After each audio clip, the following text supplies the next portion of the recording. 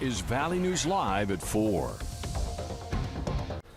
The city of Buffalo, New York continues to get hammered with snow. Take a look at this right now. A major lake effect snowstorm is poised to drop upwards of at least 3 feet of snow in the western part of the state. In some areas could even get possibly 6 feet of snow. The Bills' home game against the Cleveland Browns had to be relocated to Detroit.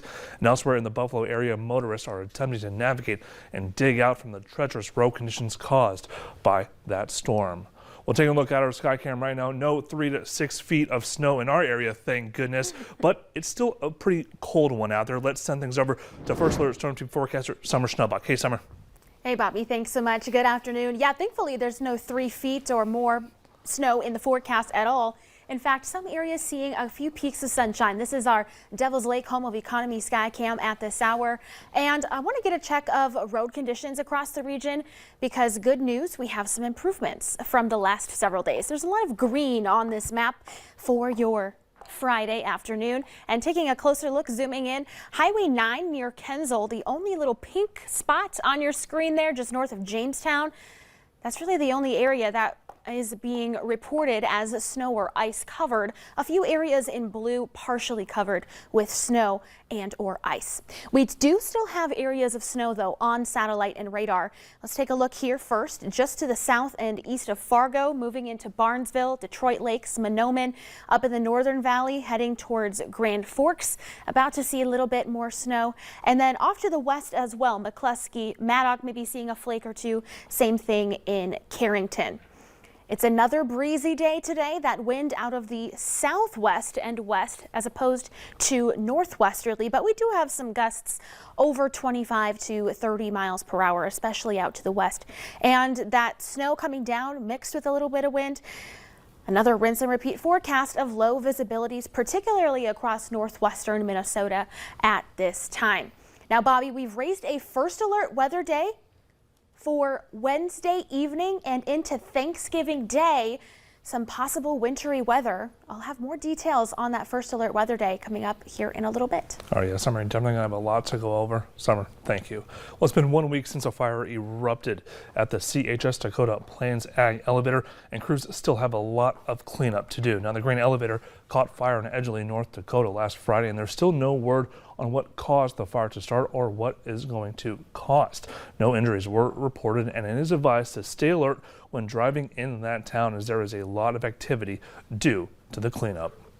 The Supreme Court could end up deciding if the president's student loan forgiveness program can continue. The Biden administration has filed an emergency appeal asking the Supreme Court to intervene on the case. The program has been on hold since 2 other lower federal courts ruled against it.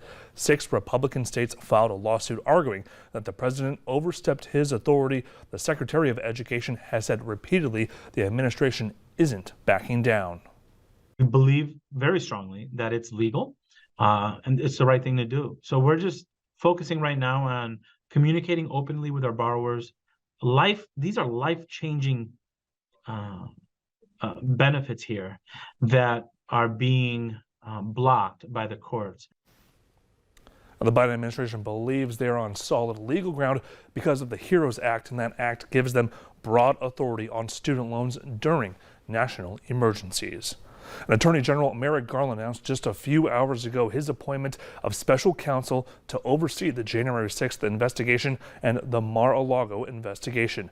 Garland named John L. Smith to the position. Smith is currently the chief prosecutor for the special counsel investigating and adjudicating war crimes in Kosovo.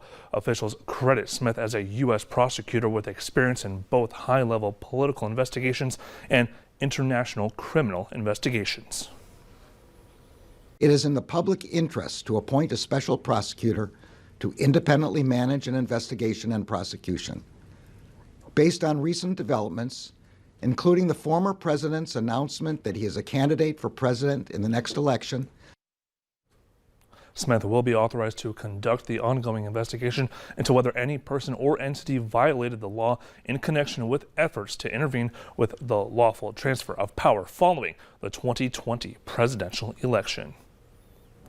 New at 4, North Dakota will be getting just over $4 million from being a part of the largest multi-state privacy settlement in U.S. history that's involving Google. Officials with the Attorney General's Consumer Protection Division say that there isn't a specific way that the money they are receiving has to be used. Google agreed to pay $391.5 million to 40 states after an investigation opened into how the company tracked users' locations as part of the settlement. Google is required to be more transparent, including showing additional information whenever a location-related setting is turned on or off, and making key location tracking policies clearly visible.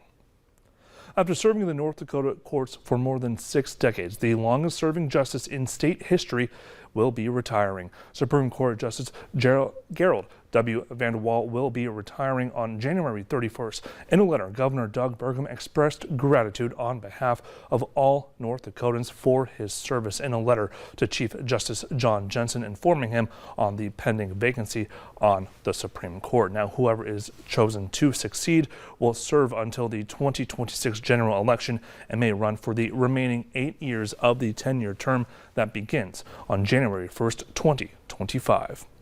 The U.S. Catholic bishops have voted to advance the cause for sainthood for Michelle Dupont. Dupont would be the first in state history for this to ever happen.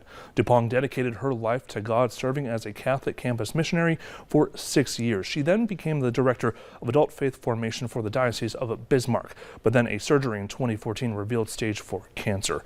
According to doctors, she had 2 months to live, but she lived another 12 before she died on Christmas Day in 2015 at the age of 31. Now, with a vote of approval, investigations into her life will continue before they're eventually sent to the Vatican for further consideration. And the holiday season brings us together with loved ones, but it also is a season that is dangerous. Last year, 16 Minnesotans died in fires in November and December. Countless others lost their homes. Adam Duxter has more on what we can all do to stay safe this holiday season. We have colder weather, we have snow. It also leads into our holiday season. But State Fire Marshal Jim Smith knows this season is also the most dangerous for fires. Many times it's a preventable accident that caused this. Accidents, he says, can start in your kitchen, your furnace, or because of a space heater. 35 people died in Minnesota house fires last year. More than a third of those fatalities came between Thanksgiving and New Year's. It's so difficult to look into the eyes of the father, the mother, and the kids, and they're looking at their home ruined by fire. You compound that by having it at the holiday season, and the kids who don't understand everything, they do understand that all their Christmas presents have burned up. So if you're cooking next week or this season, Smith says keep a close eye on the food. You will see flames fairly high.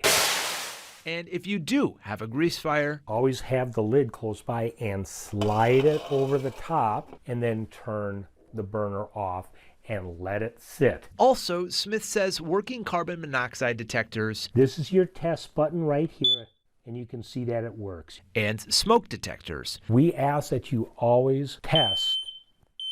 Are small investments. You can hear the one upstairs. That could end up saving your home or your life. If you do all of that stuff, you're going to have the greatest holiday season you've ever had. Adam Duxter, WCCO 4 News. And Smith also says if you put a Christmas tree in your home this year, it's important to keep it watered. Well, an ordinance has passed in Minneapolis that will prohibit anti-abortion rights protesters from blocking others' access to reproductive health care facilities in the city. Now, the ordinance would also prohibit protesters from occupying driveways to such clinics and allow the health facilities to install permanent markings on their driveways to indicate the boundaries not to be trespassed upon. The ordinance will be enforced by the Minneapolis Police Department. And a man has serious injuries after a crash with 2 deer in rural Pequot Lakes, Minnesota. The Cass County Sheriff's Office responded to a rollover on County Road 1 just after 6 o'clock this morning. Deputies say a Waste Partners garbage truck was driving south when 2 deer entered the roadway and hit the truck, causing it to roll. A 50-year-old man from Brainerd had to be cut from the garbage truck and was airlifted to a St. Cloud area hospital with serious injuries. And there's only 48 hours left. North Dakota's deer gun season closes on Sunday. The North Dakota deer gun season is going into its third and final weekend, and you're encouraged to go out and fill that tag. For the anglers and hunters, you're going to want to remain patient and avoid the ice, as it's still early and ice is very thin with areas of snow. Well, staffing shortages at the North Dakota Department of Corrections and Rehab are forcing them to cancel all in-person visits. Now, since November 10th, the center had to cancel visitations at least 3 times, once due to weather. The Dakota Women's Correctional and Rehab Center is located in New England. Normal in-person visits at the center are usually Mondays, Wednesdays, Fridays, and the weekends. There's no word on when in-person visitation will resume. And of course, it's a big weekend at the Fargo Dome with teams from the Northern and Southern Valley going head-to-head.